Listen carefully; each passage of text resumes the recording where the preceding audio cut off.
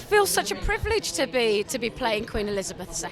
Oh, it really does. I mean, the massive amount of the privilege for me is the fact that I really get to work with the most amazing directors, most amazing writer, amazing hair and makeup and costume. It's just a real, I mean, that rarely happens. Amazing cast, so it's just a real gift of a job, really.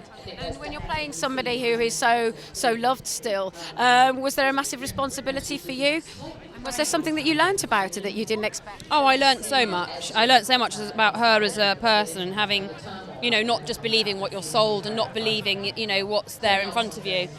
So that was amazing. And I think it was responsibility in the sense that I didn't want to... I just wanted to be faithful to the story, really, and what she went through and her character. I didn't want to try and kind of make her more exciting or anything like that. I just had to be steadfast, truthful, and have courage. When you're playing the part of Philip Mountbatten, do you go outside of the script as far as your research is concerned, or did you stay within it? No, well, yeah, I mean, you take the script and then there's so much sort of research that goes on around that. There was a lot of books we looked at, a lot of audio footage, a lot of video footage, and then we rehearsed. We had a wonderful team of researchers and, we just try to immerse ourselves as much as possible in the tone of the world. And you're obviously playing a man who's still alive, so how did you want to embody that character? Did you want to kind of do an impersonation, or did you want to... No, definitely not an impersonation. I sort of tried to make it as truthful as I could, really, which is all you can do. But then also I think, it is... one's imagination has to come into it at some point because we're glimpsing behind closed doors. So we don't actually know what went on there, but it was fantastic to be involved in. I would imagine with writing like this was a script that you couldn't turn down. Oh, no way. I mean, at the first reading, Stephen said to me, the part's yours if you want it. I said yes, very quickly. When you're playing as parts of characters that are actually real life people, do you care about a character arc as such, or is your priority actually portraying this real person as truthfully as possible? Your real concern is to play someone as truthfully as possible. So you read the autobiographies and you try and get the essence of them. I hope that the ghost of Queen Mary doesn't come down and hit me over the head. One does one's best. Just wearing the clothes, which weighed so heavily, I have tremendous esteem for her immediately, that at 80 odd she could walk around in such heavy things. And I mean, just the sheer physical duties that they do under extreme circumstances, I think it's incredible. I mean, people always think they have, it's a very privileged life, of which of course it is, but that the responsibility that comes with Eileen Atkins would much rather be me than born into that family. I suppose you have to say it's privilege, but not a privilege that I would have welcomed.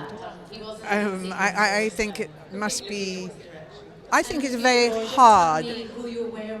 Life's not your own. No, and to me that would be the worst thing of all, She can't wander into Marks and Spencer's. Thank you, Dame Eileen. Can I ask, was this a story that you always wanted to tell, or was there a kind of an epiphany? No, it was an epiphany story. It was, when we did the audience, I wrote the scene between, which was a play, which I did with Stephen Daldry and Helen Mirren. I wrote a scene with the young Queen with the old Winston Churchill, and I suddenly thought, my God, she was young. We sometimes forget, and it's easy to forget, and it's easy, having been on the throne for 60 years, it's easy to forget that there was a time when she wasn't, and there must have been that terrible moment when it happened, and so that's what I wanted to start telling, and that's the story of this season. Because the crown itself and the responsibility of it is something that is really quite tremendous, isn't it? Really, and is that something that you really wanted to impart into the story? That's right, and the crown starts on the head of her father. So in our drama, it starts with being a story about George VI. I imagine a script written by Peter Morgan. It was impossible to refuse, wasn't it? He hadn't written it when I said yes, but but Peter Morgan is my old friend. We did the audience together, and I would probably do anything that Peter wrote. And And you're one of the directors as well as one of the producers of the show. When you're collaborating in a show and you've got other directors, do you work together, or is it? No, I really wanted a context where the directors work together and cast together, and I had a shared language of cinematography, of casting, of ideas.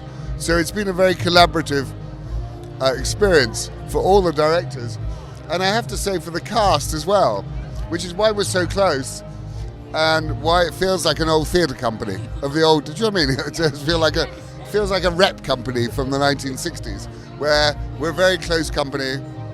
All the directors are very close. The researchers are very close, and I have to say, it's been one of the most rewarding and the most enriching experiences of my professional career.